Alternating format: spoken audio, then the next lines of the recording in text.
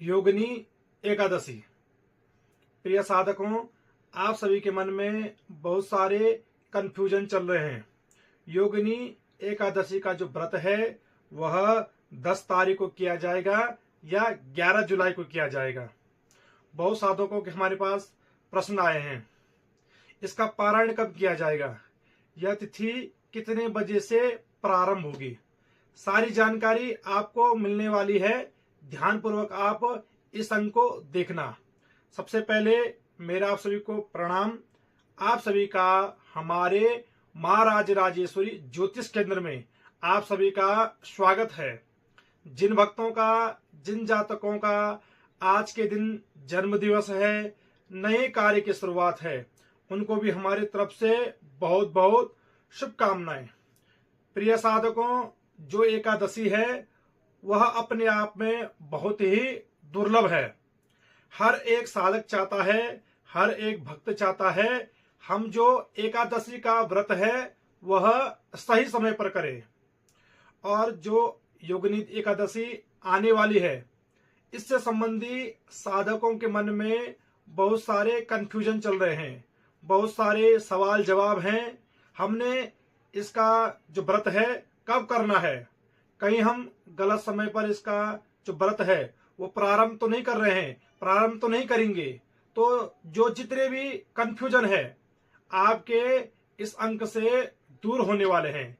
आप इस अंक को ध्यानपूर्वक सुनना, आपको सब पता चल जाएगा आपने योगिनी एकादशी का व्रत कब करना है। तो सबसे पहले जो आज का पंचांग है वह देख लेते हैं।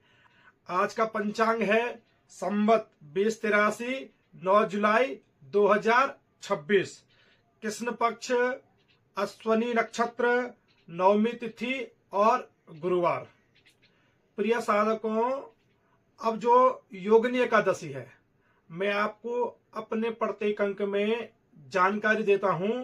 हर एक एकादशी अपने आप में विशेष महत्वपूर्ण फल देती है।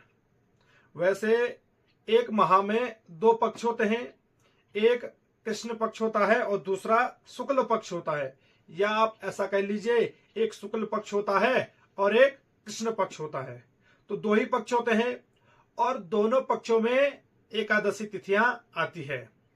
एक वर्ष में 12 महीने हो गए, तो 12 महीनों के समझिए आप, जब एक महीने में 2 एकादशी तिथि होती है तो 12 दूनी 24। तो 12 दूनी 24 का अर्थ होता है 24 एकादशी तिथि एक वर्ष में होगी। तो जो 24 एकादशी तिथि है, जो एकादशियां हैं, उनका अपने आप में विशेष महत्वपूर्ण फल है। हर एक एकादशी ही विशेष है। कहने का भाव यही है, ऐसा नहीं कह सकते आप कि जो एकादशी है यह विशेष है, दूसरी आने वाली एकादशी थोड़ा सा कम है। नहीं, जितनी भी सारी एकादशी है वह अपने आप में विशेष है। अब जो यह योगिनी एकादशी है, इसका व्रत करने से क्या होता है, 88,000 ब्राह्मणों को भोजन करने के समान इसके फल की प्राप्ति होती है। कई बार क्या होता है, साधक अपने मन से तो भोजन करवाना चाहता है लेकिन उसकी सामर्थ्य नहीं होती है। लेकिन जो साधक योगिनी एकादशी तिथि का व्रत रखता है, योगिनी एकादशी का व्रत रखता है, उसके योगिनी एकादशी का जो फल होता है वह अपने घर पर 88,000 ब्राह्मणों का भोजन करवाता है। और देखिए, जब आप अपने घर पर 11 ब्राह्मणों को भोजन करवाते हैं, 21 ब्राह्मणों को भोजन करवाते हैं, तो कितना आनंद आता है और आप समझते हैं इसकी मुझे अच्छा फल प्राप्त होगा। और समझिए, आप एक योगिनी एकादशी का व्रत करते हैं, आप 88,000 ब्राह्मणों को अपने घर पर भोजन करवाने के समान इस फल की प्राप्ति होती है। तो देखिए यह योगिनी एकादशी कितनी दुर्लभ है। अब क्या है, अब आपने इस योगिनी एकादशी को कब करना है। गलत समय पे प्रारंभ करेंगे तो जितनी भी आपकी एकादशियां हैं, उन एकादशियों का जो आपका फल है वह खत्म हो जाएगा। गलत तिथि, गलत वार को करने से क्या होता है, जो आपके पुण्य हैं वह खत्म हो जाते हैं, जो उसकी फल की आपको प्राप्ति होनी थी। अब आप ध्यानपूर्वक सुनना, जो एकादशी तिथि है, जो भी आपका कंफ्यूजन होगा अगर आप ध्यानपूर्वक सुनेंगे तो कंफ्यूजन तभी दूर होगा। वीडियो को शुरू से अंत तक देखिए, तब जाके आपको पूरा अंक समझ में आता है। जो एकादशी है वह 10 जुलाई को सुबह 8:16 से प्रारंभ हो जाएगी। कितने बजे के? 8:16 से प्रारंभ हो जाएगी। वहीं 11 जुलाई को सुबह 5:22 पर समाप्त होगी। समझ लिया आपने क्या है? 11 जुलाई को सुबह प्रातः 5:22 पर समाप्त हो जाएगी। क्योंकि हर जगह का हर एक मानक होता है। हमारे यहाँ लगभग 8:20 का है, तो मैंने पूरे भारतवर्ष का लिया है। तो 8:16 से प्रारंभ हो जाएगी। लेकिन जो आपने एकादशी का व्रत है वह कब करना है? क्योंकि एक तो आपके पास ही आ गया कि 10 जुलाई को 8:16 से प्रारंभ हो जाएगी, और दूसरा आ गया आपके पास 11 तारीख को 5:22 पर समाप्त हो जाएगी। अब जो कंफ्यूजन है यहीं से उत्पन्न होता है। कंफ्यूजन क्या है कि प्रातः 5:22 पर समाप्त हो जाएगी, और दूसरा कंफ्यूजन क्या है कि 8:16 पर प्रारंभ हो जाएगी। इसका व्रत हम 10 जुलाई को करें या 11 जुलाई को, तो सारा कंफ्यूजन अभी 2 मिनट में दूर हो जाएगा। आप समझिएगा, जो है एकादशी हमेशा जो दशमी रहित की जाती है, जो दशमी का वेद होता है उससे रहित एकादशी का व्रत किया जाता है। अब आप ध्यानपूर्वक सुनना, यहीं से जानने योग्य बातें हैं। 10 जुलाई को 8:16 पर जब एकादशी तिथि प्रारंभ हो जाएगी, और क्या है 11 जुलाई को 5:22 पर समाप्त हो जाएगी। लेकिन जो दशमी तिथि है वह क्या है 8 लगभग 15 तक रहेगी। जिस एकादशी में दशमी का वेद लगता है उस एकादशी का व्रत दूसरे दिन किया जाता है। चाहे दूसरे दिन एकादशी तिथि 1 घंटे ही क्यों ना हो।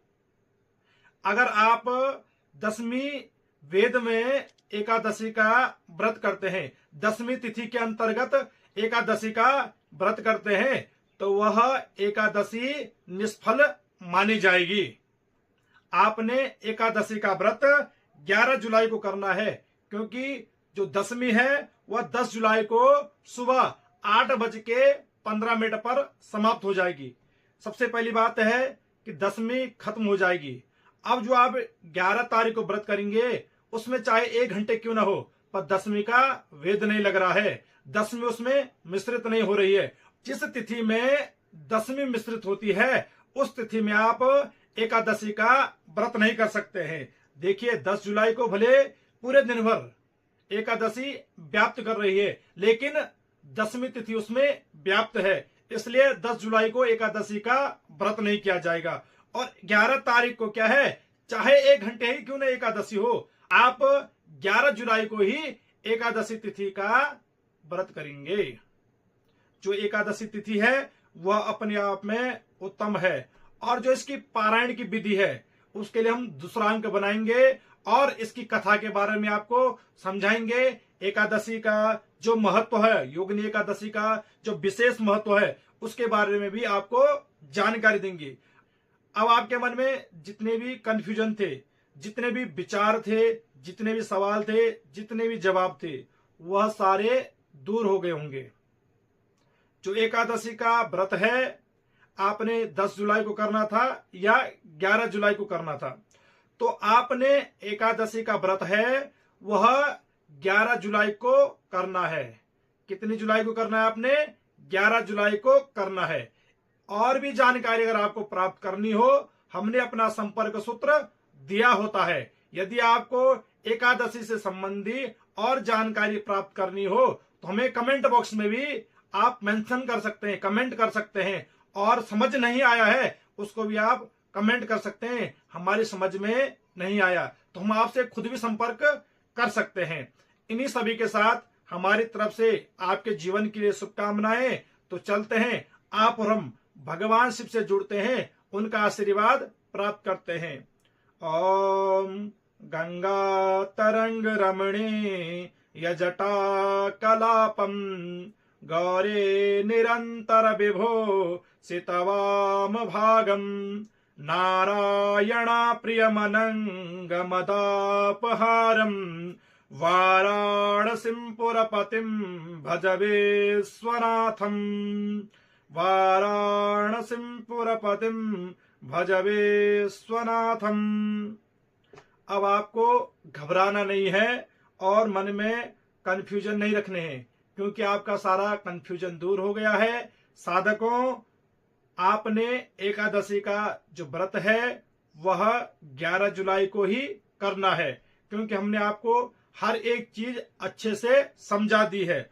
और जो हमारा YouTube पर चैनल है महाराज राजेश्वरी ज्योतिष केंद्र के नाम से, आप देख सकते हैं हमने स्क्रीन पर अपना लोगो लगाया है रजनेश खंडूड़ी के नाम से। तो आप YouTube पर रजनेश खंडूड़ी ही सर्च मारेंगे। इससे क्या होगा, आपको जो हमारा चैनल है वह जल्दी YouTube पर दिख जाएगा। और क्या है, इधर उधर भी आप शेयर कर सकते हैं, अपने मित्रों के साथ, सहपाठियों के साथ आप शेयर कर सकते हैं। शेयर करने से क्या होगा, औरों को भी क्या है, यह सनातन धर्म से जुड़ी हुई जानकारी प्राप्त हो जाएगी।